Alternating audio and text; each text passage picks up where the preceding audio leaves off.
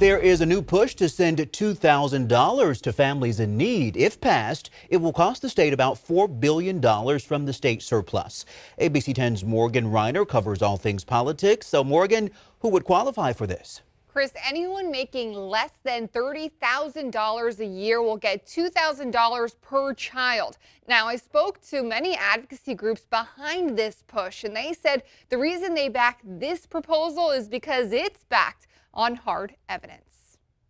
The expanded federal child tax credit ended with the start of the new year. People started to fall back into poverty. We saw food insecurity increase immediately. And then just in the last couple of days, we saw a report showing that people are now seeking out payday lenders and also selling their blood plasma in order to make ends meet. Terry Oley is the California campaign director for Economic Security Project Action, one of the handful of statewide organizations that supports sending $2,000 per child to families earning less than $30,000 a year based on their tax return. When we saw that the federal child tax credit was happening, which this is going to step in and help those same families, people were using it for two big things: childcare costs so that people can go back to work, and food.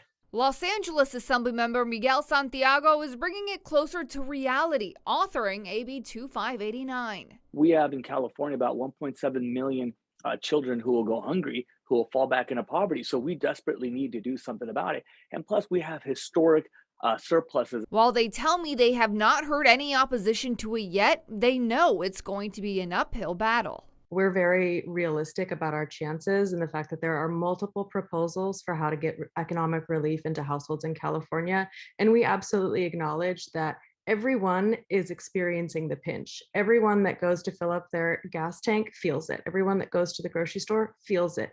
But the people that feel it more are those that are earning $30,000 or under.